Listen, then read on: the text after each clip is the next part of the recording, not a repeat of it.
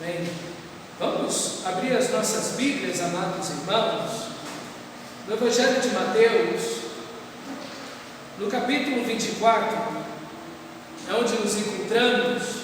Na semana passada, nós vimos as 7 características da segunda vinda de Jesus. Vimos como essa vinda vai acontecer, como ela vai ser, né? E é realmente muito interessante o texto sagrado, como a Bíblia nos revela, e louvado seja Deus pela sua santa palavra.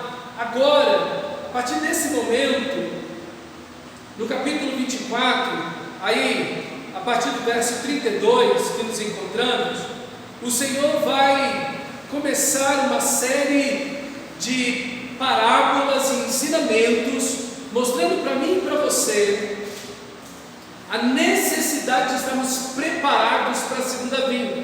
Então ele fala da segunda vinda, ele fala que é inevitável a segunda vinda, como ela vai acontecer, mas então ele agora vai falar para a igreja se preparar, como a igreja vai se preparar nesse momento. Por isso que no versículo 32 do capítulo 24 começa com um imperativo, ok? Aprendei a lição da figueira, ok? Então, essa primeira expressão, depois do Senhor falar da segunda vinda, esse imperativo, né, que também está no aulisto, quer dizer, é algo que você vai viver o resto da sua vida. Você viveu antes e agora você continua vivendo, você aprendeu antes e continua aprendendo. É fundamental para mim e para você, e esse verbo significa aprender, crescer no conhecimento. É interessante isso, porque conforme vai se aproximando da segunda vinda,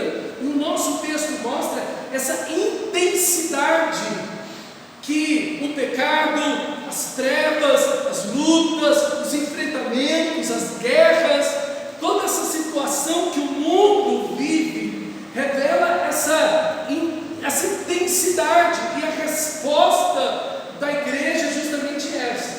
Deve ser uma resposta de crescimento, de mais fervor, de ser mais fiel, de ser mais comprometida, mais corajosa, mais missional. Enfim, então a igreja precisa crescer, e o chamado do Senhor é para aprendermos, E o restante do capítulo 24 e 25 vai tratar justamente desses temas aí que falam para a igreja se preparar, e alertam e preparam a igreja para esse momento do fim. Então as parábolas e seus ensinamentos servem como, primeiro, como indicadores de como estarão os momentos que formam o ambiente da segunda vinda.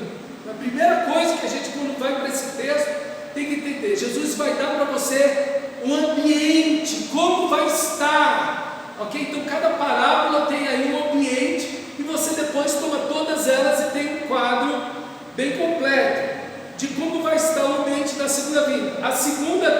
O segundo propósito das parábolas é alertar os eleitos de como devem estar ao serem encontrados pelo seu Senhor. Então, como Deus quer que você esteja, qual deve ser a sua postura, o seu comportamento, suas ações, como você deve estar. É isso que as parábolas vão dizer para mim e para você. Em terceiro lugar, essas parábolas vão mostrar para a gente os perigos que a igreja enfrenta enquanto aguarda esse dia da segunda vinda. Então, o texto vai mostrar esses alertas para mim e para você. Olha, cuidado com isso. Então, cada momento e cada parábola, você vai ver aí esses alertas que o Senhor vai dizer para mim e para você. Especialmente, vigiem. Como vigiar é importante. O Senhor sempre traz essa expressão consigo: vigie. Em quarto lugar, essas parábolas também vão mostrar para mim e para você as estratégias do diabo e as questões culturais que se opõem ao Evangelho. Então você tem aí esses 4 elementos que as parábolas tentam atingir em comunicar essa verdade a respeito da segunda vinda de Cristo, tudo com o propósito de preparar a igreja esteja para esse momento. Então vamos para o nosso texto, capítulo 24, versículo 32.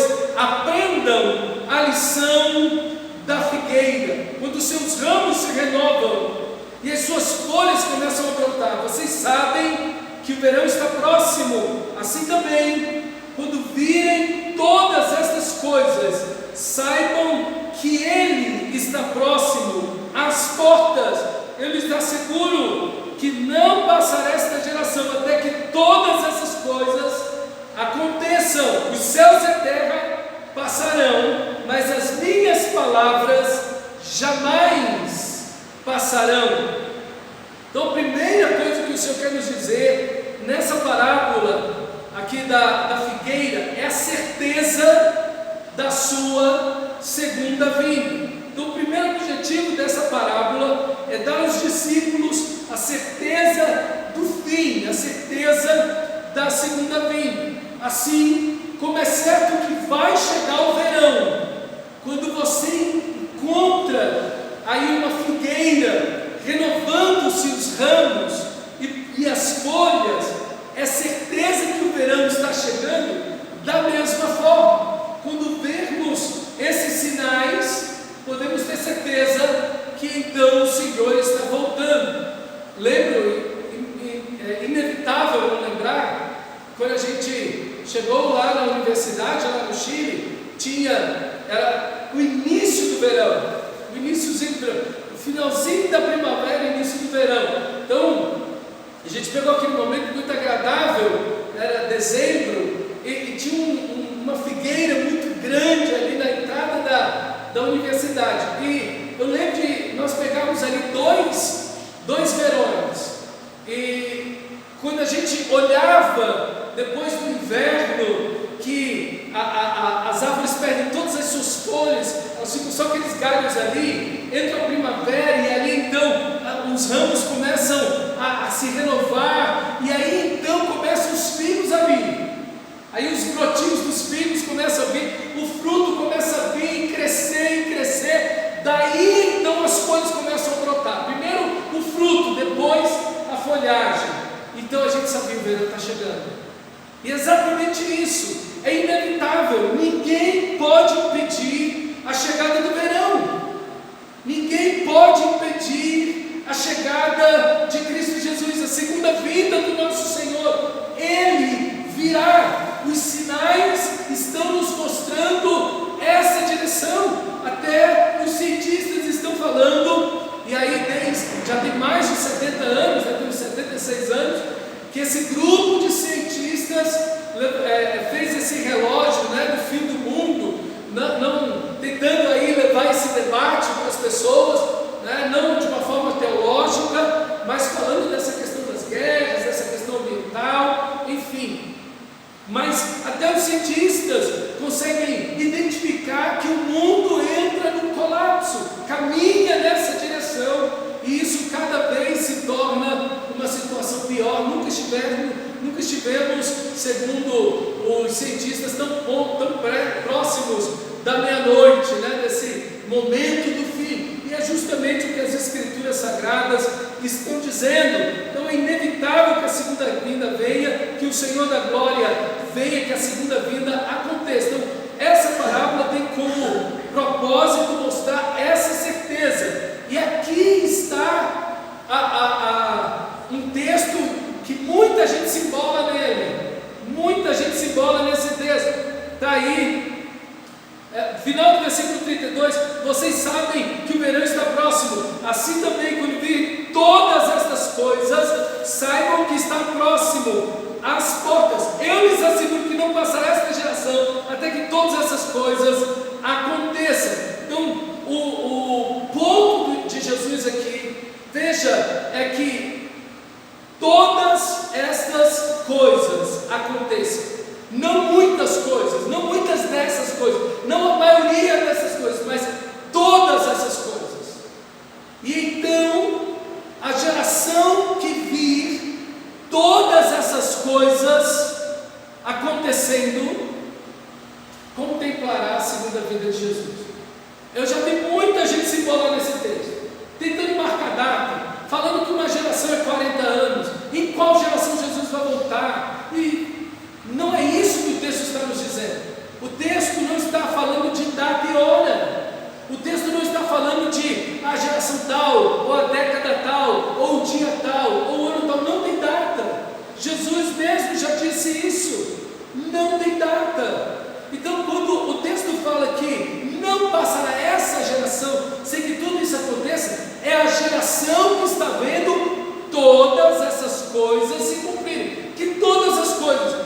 todos esses sinais que ele acabou de falar no seu discurso. Então, nós, e aí cada geração fica naquela expectativa, né? A Primeira Guerra Mundial aconteceu, o pessoal daquele então, os crentes daquele então, Jesus está voltando. A Segunda Guerra aconteceu, a Segunda Guerra Mundial aconteceu. O pessoal dizia que o Hitler era um anticristo e tal. Claro que era uma forma de anticristo, com certeza. Mas veja, e é interessante, porque a igreja está com as antenas, está ligada aí, os orelhas estão de pé, apercebida dos momentos, dos eventos. Mas nem todas as coisas haviam acontecido. Então a gente precisa olhar o texto e entender que todas essas coisas têm que acontecer. E a geração que vive todas essas coisas acontecendo, então essa geração verá a segunda vinda de Jesus. Aí o pessoal achava que era quando Israel voltasse em 1948 lá para Jerusalém e retomasse o texto não está falando nada disso. O texto não está falando nada disso, que quando Israel retomasse lá Jerusalém e tudo, e voltasse a morar na Jordânia ali, aí então contaria uma geração, 1948 mais 48, mais 40 anos, que é uma geração. Gente, o texto não está falando nada disso. Não tem absolutamente nada disso que o texto está falando. Então as pessoas começam a se embolar nas coisas e começam a dar sentidos que o texto não está dando, começam a calcular números que o texto bíblico nunca falou para você calcular nada. O texto bíblico não mandou você calcular nem dia, nem hora, nem momento algum que seja. Não calcule nada. Veja os sinais. Isso é o que nós precisamos fazer. Ver os sinais. E a garantia aí da segunda vinda está no versículo 33. Os céus e a terra passarão, mas as minhas palavras jamais passarão. Jesus coloca as suas palavras que jamais passarão. Ele diz: olha, os céus e a terra vão passar, mas as minhas palavras jamais passarão. Quais são as palavras eternas? A não ser as palavras de Deus. Qual é a palavra eterna, a não ser a palavra inspirada e inerrante, que é a palavra de Deus? O Salmo 119, versículo 89 e 90 diz assim: para sempre, ó Senhor, está firmada a tua palavra no céu, a tua fidelidade estende-se de geração em geração, fundaste a terra e ela permanece. Mas a palavra do Senhor nesse texto está firmada no céu para sempre. Para sempre. Aqui você tem Deus falando, meu amado irmão, e dizendo isso para os discípulos, dizendo: olha, os céus e a terra vão passar, mas as minhas palavras não passarão. Depois você tem o texto de Isaías, capítulo 40, versículo 6 ao 8, diz: uma voz diz, clama. E alguém pergunta aqui: hei de clamar? Toda a carne é erva, e toda a sua glória como a flor da erva. Seca-se a erva, caem as flores, sopradas nela o hálito do Senhor. Na verdade, o povo é erva, seca-se a erva e cai a sua flor, mas a palavra do nosso Deus permanece eternamente. Meu amado, que você tem em suas mãos, essa Bíblia que você carrega, os céus e a terra vão passar, esta palavra que está na sua mão, essa Bíblia que está na sua mão, jamais passará. Ela é mais poderosa que os céus, ela é mais poderosa do que a terra, e de tudo que existe sobre a terra, ela é mais poderosa que os demônios, e ainda que todo o inferno se junte para destruir as escrituras sagradas, como já fez por séculos e milênios, ninguém poderá destruir e invalidar a palavra de Deus. E aqui a pergunta que eu faço é essa para você: diante da palavra de Deus, diante da certeza da segunda vinda, diante do próprio Deus que está dizendo: os céus e a terra vão passar, mas eu estou dizendo, a minha palavra não vai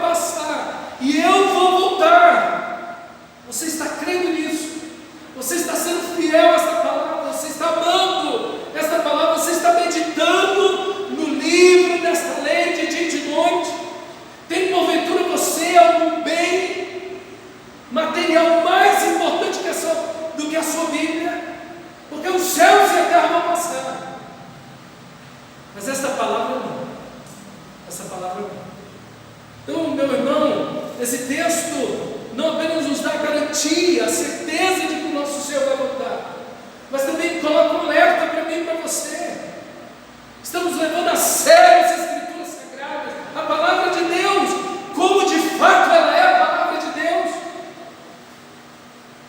Ou simplesmente ela entra no ouvido e sai no outro? Nem eu acho que, não, eu concordo ou não. Opa! É a palavra de Deus. Os céus e a terra vão passar. Ela está acima da cultura, ela está acima da sua história, das tradições, das vibes que existem por aí. Ela está acima de qualquer coisa. É a palavra de Deus. Ela durará eternamente. E pela mesma palavra Deus criou os céus e a terra. E pela mesma palavra diz Pedro, Ele destinou os céus e a terra para o fogo. E na mesma palavra Ele está dizendo, eu vou voltar. Então tenha carinho, zelo, amor, paixão, compromisso com esta palavra, a palavra de Deus, e louva o Senhor. Senhor, obrigado, porque eu não estou às cegas, eu tenho a Tua palavra que ilumina o meu caminho, que é lâmpada para os meus pés, e pode guiar toda a minha vida. Me ajuda a estar comprometido com esta palavra, meditando nela de dia e de noite. Versículo 36. Segue-se outra parábola agora. Quanto ao dia e a hora ninguém sabe, nem os anjos dos céus, meu filho, senão o Pai. Está vendo? Não é para fazer cálculo. Como foi nos dias de Noé, assim também será na vida do Filho do Homem.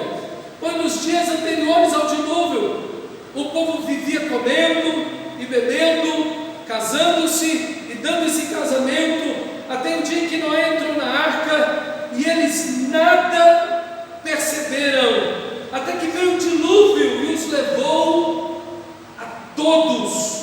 Assim acontecerá na vida do Filho do Homem. 2 homens estarão no campo, um será levado e o outro deixado. 2 mulheres estão trabalhando no moinho, uma será levada e a outra deixada. Portanto, vigiem, porque vocês não sabem em que dia virá o seu Senhor. Então, segue-se aí, agora, não uma parábola, mas um exemplo histórico que serve e faz uso o Senhor como uma parábola para nós, e ele começa afirmando que ninguém sabe o dia nem a hora, nem os anjos.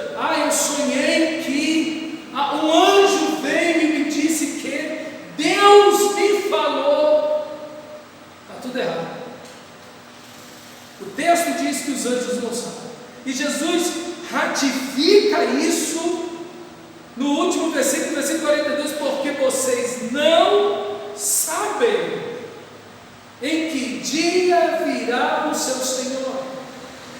Então o Senhor não nos deu datas, não existem cálculos, não existem contas em relação a nada, nem a gerações, nem absolutamente nada. Se alguém colocar data, mês, ano, dia, década, está errado. Ok? E o texto então entra no versículo 37, falando como foi nos dias de Noé, assim também será na vida do Filho do Homem. E é um paralelo histórico. Ok? Jesus toma um evento histórico que aconteceu e toma como um exemplo, como uma figura, como uma parábola para apontar para a sua segunda vinda. Então, ele deve ser observado bem e compreendido. Olha o chamado da atenção de Jesus no versículo 38.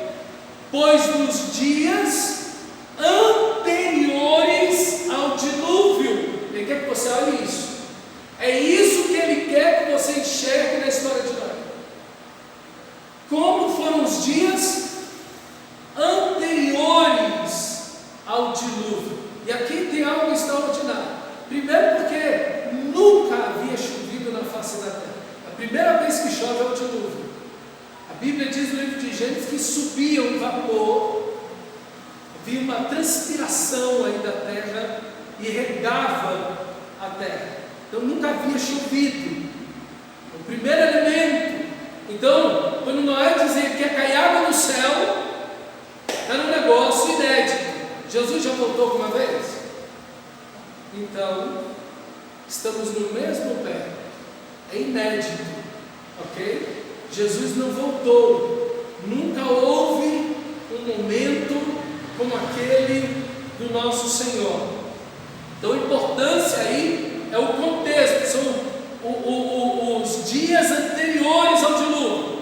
Há uma só língua, há uma espécie de globalização. Todos falam a mesma língua. A confusão das línguas só será aproximadamente 300 anos depois do dilúvio, na Torre de Babel. E aqui só um parêntese. E um dos motivos, e talvez o principal motivo, de Deus ter confundido as línguas, é para evitar novamente a mesma situação do dilúvio, uma corrupção generalizada, um apodrecimento social total, que levaria a um colapso completo, de uma só vez, de toda a humanidade, ok? E havia um homem justo na terra, Noé. Você já vê na Torre de Babel, não tem ninguém. Na Torre de Babel não tem um Noé para pregar. Na Torre de Babel não tem um homem de Deus, uma mulher de Deus, para se levantar e chamar o pessoal ao arrependimento, ok? Então, quando Deus ele confunde as línguas, é como se você tivesse uma fruta, uma laranja na sua fruteira ali, e uma laranja apodrece. Você não dá conta daquilo. O que vai acontecer em poucos dias? Todas as frutas serão tomadas ali por aquele fungo, por aquele apodrecimento. Se você tivesse com aquelas frutas todas separadas, o que vai acontecer? Uma laranja até pega fungo e apodrece, mas as outras não. Então, às vezes, é justamente isso que o Senhor quer fazer na Torre de Babel. Ele separa as nações, ele separa as línguas, justamente para não haver um apodrecimento generalizado, que novamente já estava acontecendo de novo, ok? Já estava acontecendo de novo com a Torre de Babel. Se Deus não intervém pela segunda vez, acontece tudo novamente. Então, uma só língua, há uma espécie de globalização aqui, uma só cultura, e a gente vive um momento como esse. Por quê? Porque nós temos um estado de globalização. Não é igual aqui, mas assemelha-se a isso, ok? Nós temos uma cultura que se torna cada vez mais global, ok? Então é algo parecido, não é igual, mas assemelha-se também. Um mundo mergulhado em um pecado crescente. Veja, o texto sagrado de Gênesis 6, onde fala do dilúvio, fala de um caos completo ali, na questão do pecado. E o que Jesus diz é que há uma multiplicação do pecado, no texto de Mateus, capítulo 24. Por se multiplicar o pecado, onde quase todos se esfriará. Então você vê que é uma coisa muito parecida. O prazer se torna a fonte e a razão de todas as coisas. Comiam, bebiam, casavam-se e davam-se em casamento. Então é uma sociedade do dilúvio que o foco dela são os prazeres. Deus criou os prazeres. Deus criou os prazeres. Os prazeres não são em si pecaminosos. Comer é pecado, beber é pecado, casar é pecado, se dar em casamento não é pecado. A questão é que essa sociedade se alienou de Deus. Ela está tão focada em si mesma, ela está tão hedonista, ela está tão em busca dos seus próprios prazeres, desejos, vontades, e ela tirou Deus da sua história. Esse é o ponto aqui. E o que nós vemos no contraponto é Noé, que sua vida está centrada em Deus. A Bíblia vai dizer que Noé andava com Deus, diferentemente do mundo em que Noé vivia, que estava focado, centrado no dinheiro, nos prazeres, no poder, e nunca, irmãos, história da humanidade nós tivemos tão, como cultura, voltados em busca do prazer como agora. A sociedade busca fortemente, incessantemente, a uma busca rigorosa, vigorosa dos prazeres. A gente nunca teve isso. A geração dos nossos pais não é nem muito longe, não tiveram esse foco nos prazeres. O foco deles era a família, no sentido de prover, de alimentar, de trabalhar, mas a nossa geração está focada nessa questão dos prazeres como nunca. Outra coisa que nós vemos no livro de Gênesis, no dilúvio, no capítulo 6, é a apostasia. Olha o que diz, capítulo 6 de Gênesis, versículo 2. Os filhos de Deus viram que as filhas dos homens eram bonitas e escolheram para si aquelas que lhes agradavam. Quem eram os filhos de Deus aqui? Os filhos de Deus, aqueles que estavam andando com Deus, aqueles que estavam servindo a Deus, que estavam influenciando aquela cultura. Vários deles, por serem homens de justiça, de verdade, de retidão, de obediência ao Senhor, tinham com certeza cargos de poder e autoridade. O que você vê no texto é que esses filhos de Deus, não apenas aqueles que estão longe de Deus se corrompem, mas os próprios filhos de Deus no texto se corrompem. Eles tomam para si as filhas dos homens. Eles começam a fazer casamentos e uniões entre aquele que servia a Deus com aqueles que não serviam ao Senhor. E o que você vê no versículo 3 é que Deus disciplina.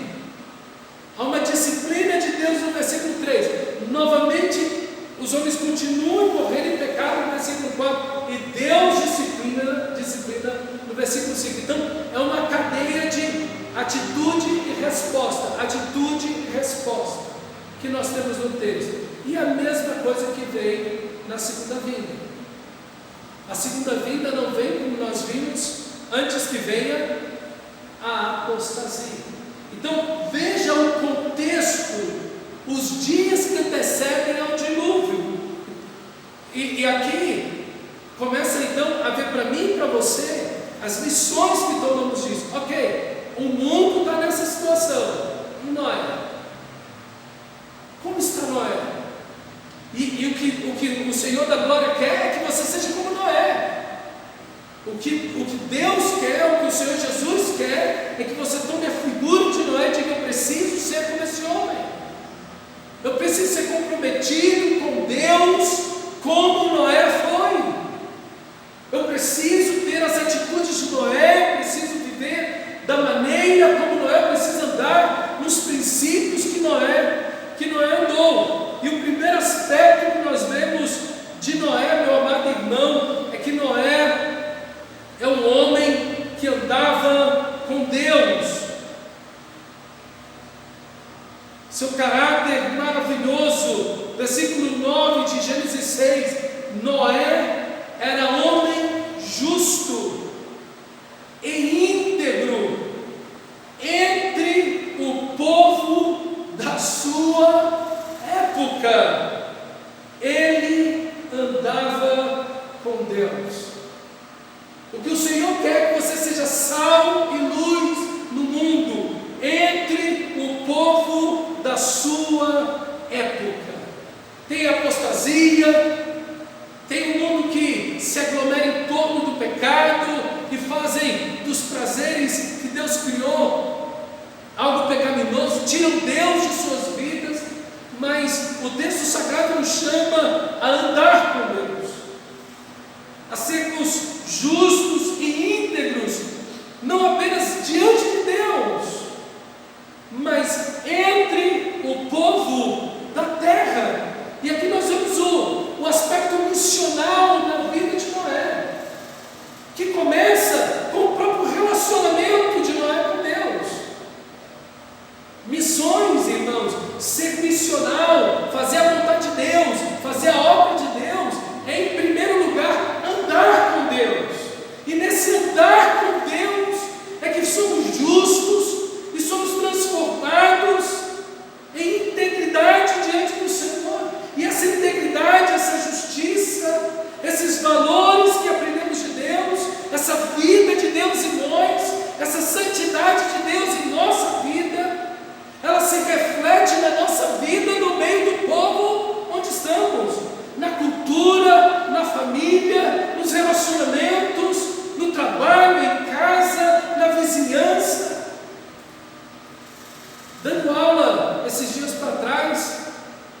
perspectivas. Eu estava falando sobre um tema extraordinário, sobre o Messias para o mundo.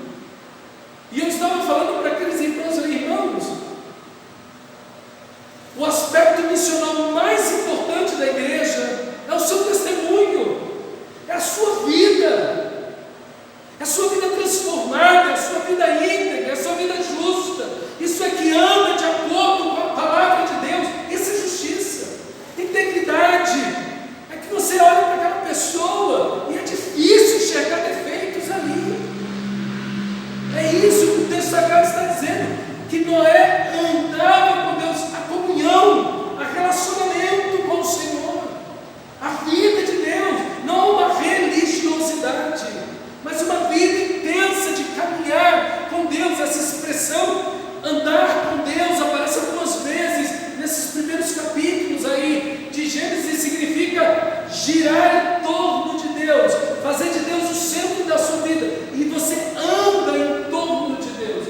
Isso é andar com Deus, e é o que o texto está nos chamando a fazer. É o seu testemunho, meu irmão, é o seu testemunho de vida, é uma vida que expressa o amor e a santidade de Deus, e a santidade de Deus. E é interessante que a família de Noé viu isso, e quem foi salvo foi a família de Noé. Ninguém fora da casa de Noé foi salvo. Não teve uma alma que foi salva, a não ser os que estavam dentro da casa da família de Noé. Por causa da integridade, por causa da justiça, da presença gloriosa de Deus na vida dele. E com você, amor? E com você? Qual o testemunho que você está dando dentro da sua casa?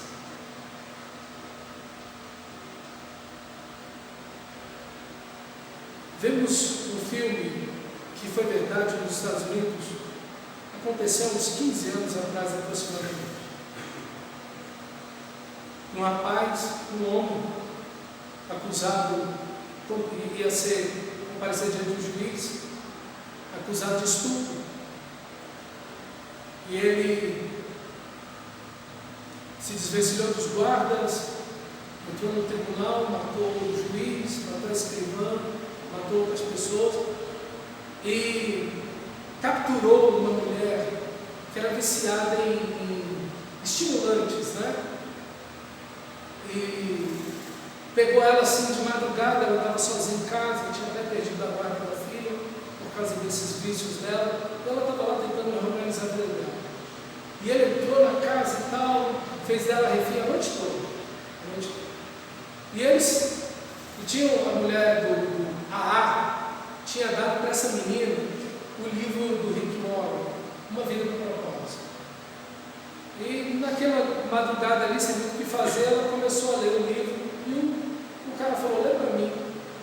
E ela começou a ler o livro para ele, e ele disse: eu não acredito nisso, porque meu pai vivia na igreja, mas era um bêbado, dava um mau exemplo dentro de casa. Eu falei: meu Deus.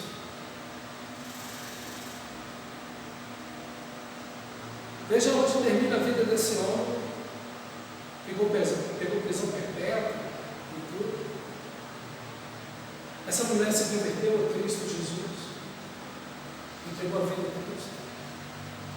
Mas veja onde a vida desse cara começa. E se o familiar dele, se o pai dele fosse um homem de Deus, se o pai dele andasse com Deus, está aqui uma coisa, irmãos, que a gente nunca pode ouvir nos nossos familiares: ser cristão igual você, que o filho está no mundo. Ou você não vai na igreja?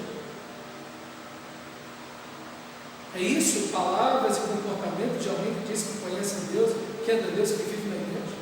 É assim que você nunca pode ouvir. Mas se você ouvir isso, você deve questionar a sua fé. Você deve questionar a sua fé.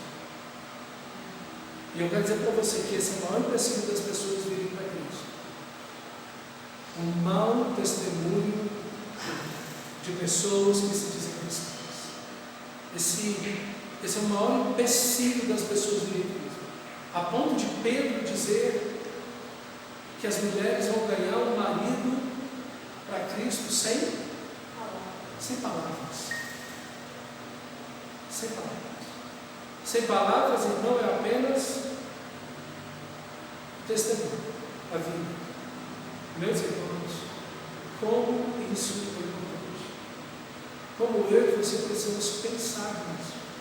Noé e toda a sua família foram salvos pelo testemunho da vida dele. Um homem justo, um homem íntegro, que andava com Deus.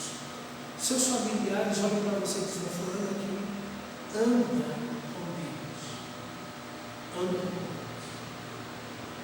A sua família precisa dizer isso de você, cada irmão. Olhe para a sua vida. E Pedro vai dizer em 2 Pedro 2,5: Deus não topou o mundo antigo quando trouxe o dilúvio sobre aquele povo ímpio, mas preservou Noé, pregador da justiça, e mais 7 pessoas. Veja, aqui está a missão de Noé. Noé é um homem justo, Noé é um homem íntegro, ele anda com Deus e ele é o pregador da justiça. Duas coisas que estão conciliadas uma na outra, duas coisas que não estão dissociadas. Pelo contrário, é o testemunho, é a vida, é o caráter, são as palavras, é a mensagem. É isso que a igreja precisa.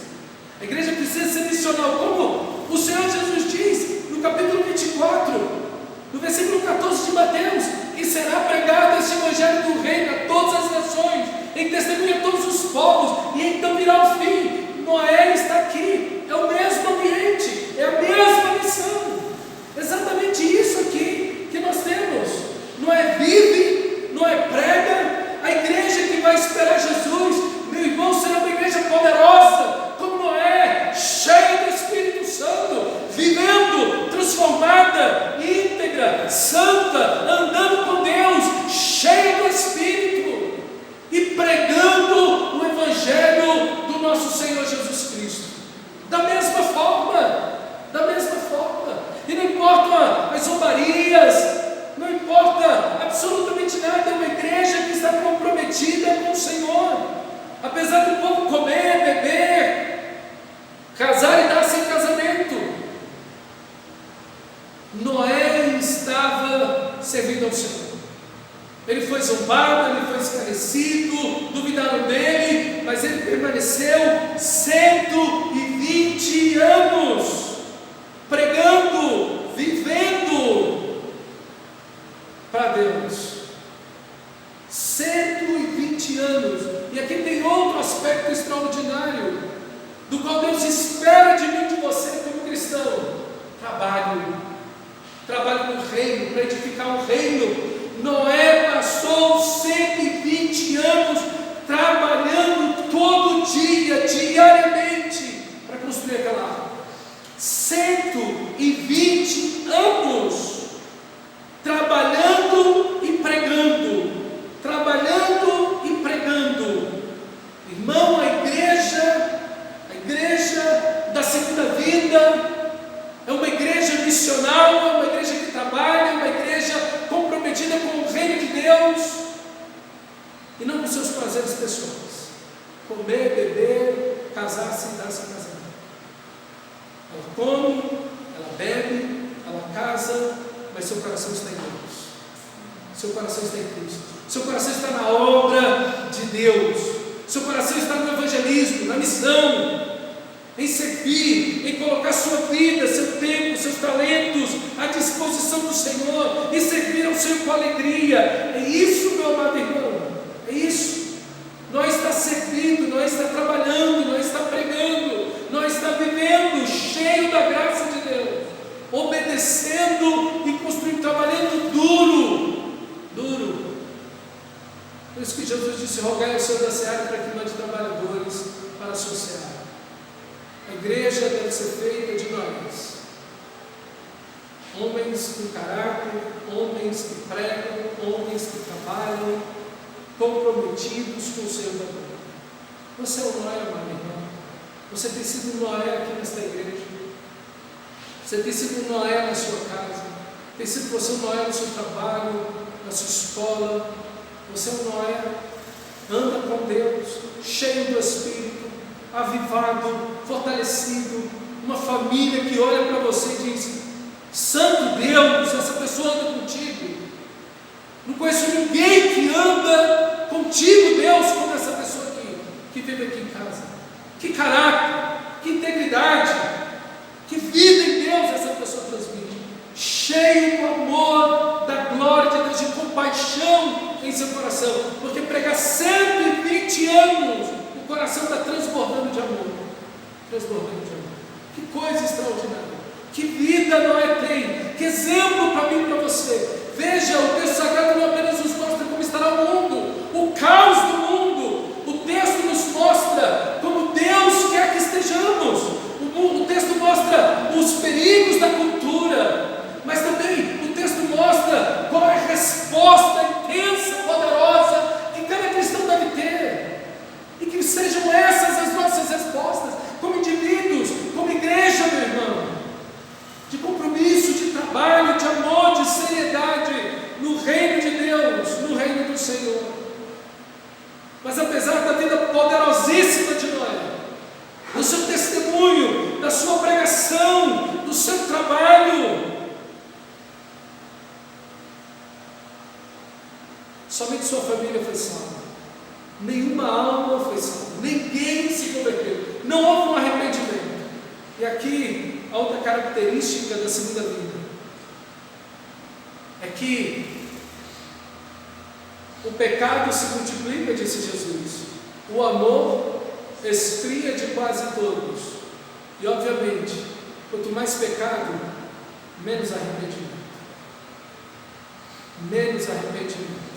E olha o que diz Apocalipse capítulo 9, versículo 20. Aqueles que não morreram dessas pragas, é a segunda vinda, ainda se recusaram a arrepender-se dos seus atos perversos, continuaram adorando os demônios e ídolos. Quem adora ídolos, adora o quê? Demônios.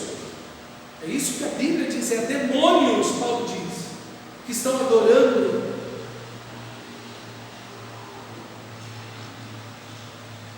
Continuam adorando demônios e ídolos, feitos de ouro, de prata, de bronze, de pedra, de madeira, abre um parênteses aqui, de gesso, ídolos que não podem ver, nem ouvir, nem andar, e não se arrependeram, de novo, e não se arrependeram dos seus assassinatos, da sua feitiçaria, da sua imoralidade sexual e dos seus roubos.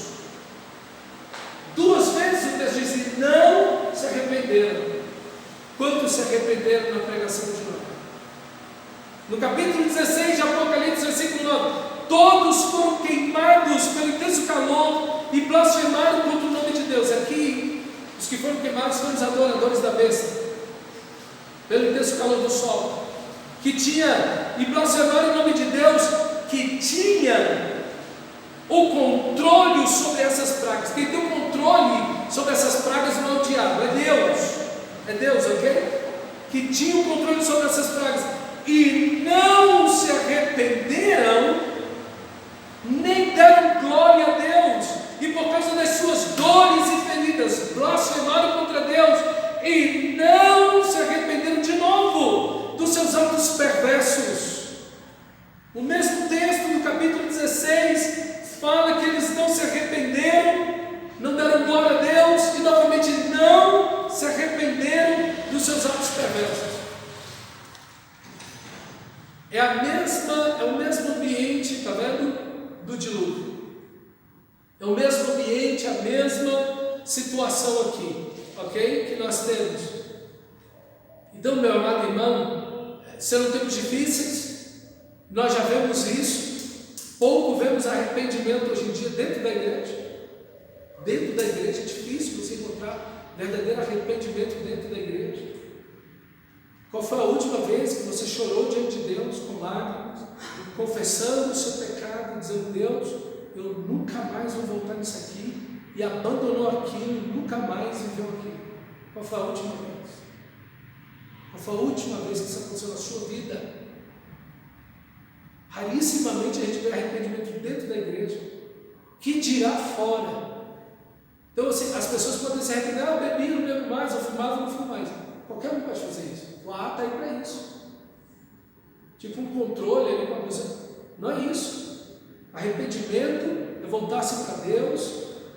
Arrependimento é dizer: Deus, eu pequei contra os céus, eu pequei contra ti. Deus, a minha vida é tua, eu vou viver segundo a tua palavra, segundo os teus princípios, eu vou glorificar o teu nome. Isso é arrependimento. É voltar-se totalmente para o Senhor da glória. Então, esse ambiente difícil que nós vemos no texto, meu amado irmão, torna-se cada vez mais próximo do que nós estamos vivendo. Até porque existe aí um ditado na nossa cultura que diz o quê? Viva sem arrependimento. Sim ou não? Já ouviu? Eu espero que não tenha tomado para si. Porque eu quero dizer para você que o caminho estreito que conduz à vida, todo ele é feito de pedras de arrependimento. Todo ele. Arrependimento não foi o dia da sua salvação. Arrependimento é o seu dia a dia, é o seu todo dia, até o dia em que você encontrar com o seu Senhor. Amém, amado irmão? Esse arrependimento, esse quebrantamento. E no dilúvio, na segunda vinda, aconteceu algo, e que vai acontecer também agora. Que dois grupos que conviviam juntos vão se separar. E eu gostaria de ler esse texto para você, do John Charles Riley. Eu acredito que ninguém falou, meditando nesse texto de Mateus capítulo 24, como ele falou. Aquele texto que nós lemos: um será tomado e o outro deixado. Um será tomado e o outro deixado. Olha o que Riley disse. A segunda coisa que exige a nossa atenção nesse texto é a completa separação que haverá quando o Senhor Jesus voltar. Duas vezes lemos que um será tomado e deixado o outro. No presente, o piedoso e o ímpio estão misturados e convivem juntamente. Nas igrejas, nas cidades, nos campos e por toda parte, os filhos de Deus e os filhos desse mundo estão lado a lado. Mas isso não será assim sempre. No dia do retorno do nosso Senhor, haverá enfim uma completa divisão. Em um momento, num piscar de olhos, ao ressoar da última trombeta, cada um desses grupos será separado do outro para sempre.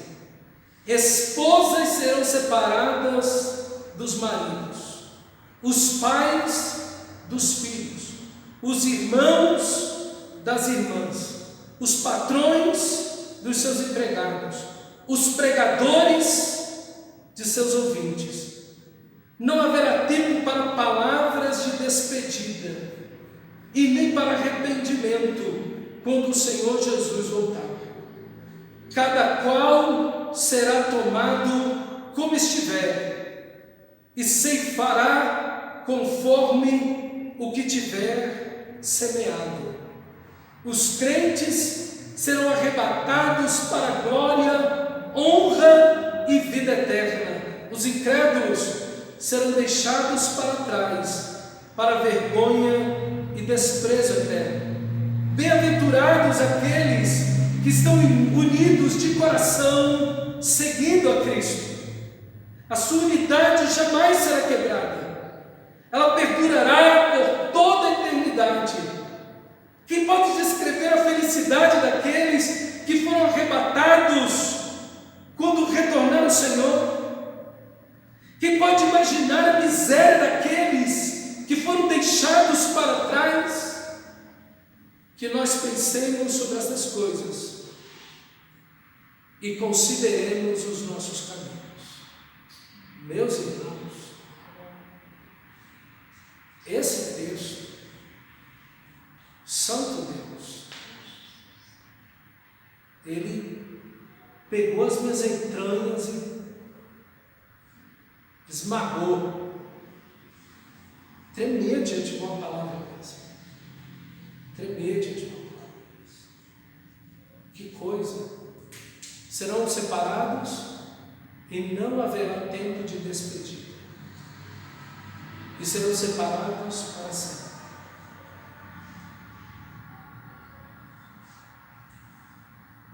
Por isso que o púlpito não é lugar para humoristas, para piadistas, para coaches. Por isso que o púlpito não é para psicologia positiva. O púlpito é para pregar o Evangelho de Cristo Jesus. Porque o inferno não é uma piada. Isso está determinado a acontecer. Os céus e a terra vão passar. Mas isso aqui vai acontecer, meus irmãos amados. Ao mesmo tempo que uma esperança para mim e para você, é também um alerta para nós. E veja a importância da missão que Deus te chamou a fazer. Veja a importância de você pregar o Evangelho. Veja a importância, meu irmão, que tem o anúncio do Evangelho. Aquelas pessoas que estavam ouvindo Noé, onde está a zombaria delas agora? Depois que a arca se fechou, e a chuva, e o dilúvio, e as fontes das águas na terra se romperam. Onde está o trabalho, o dinheiro, os ganhos, os bens, as casas, as propriedades? Do que serve isso agora? Meu irmão, ninguém precisa esperar a segunda vinda de Cristo para pensar nisso. Porque o dia de partirmos para a eternidade está chegando, a cada dia.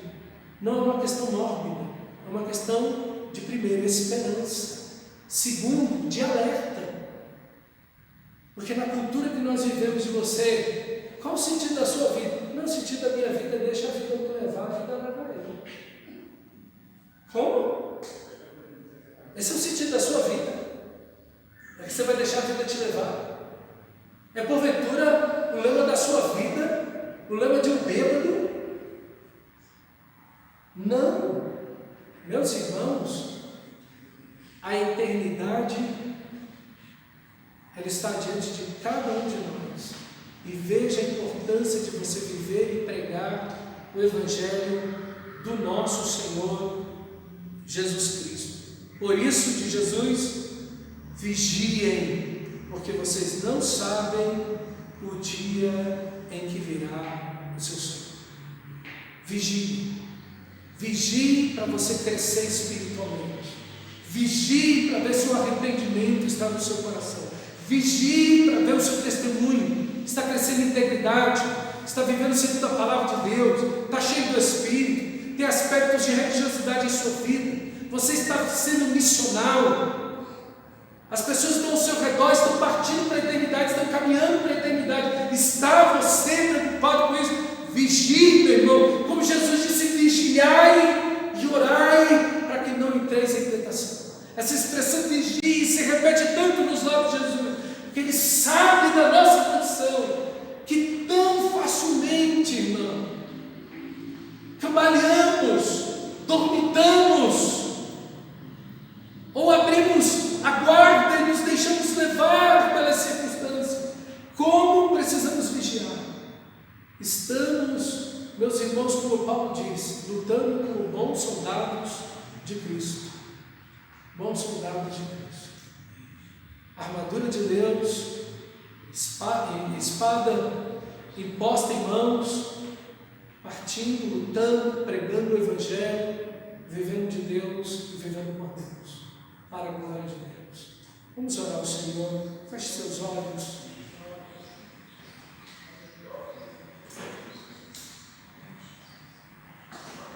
Feche seus olhos.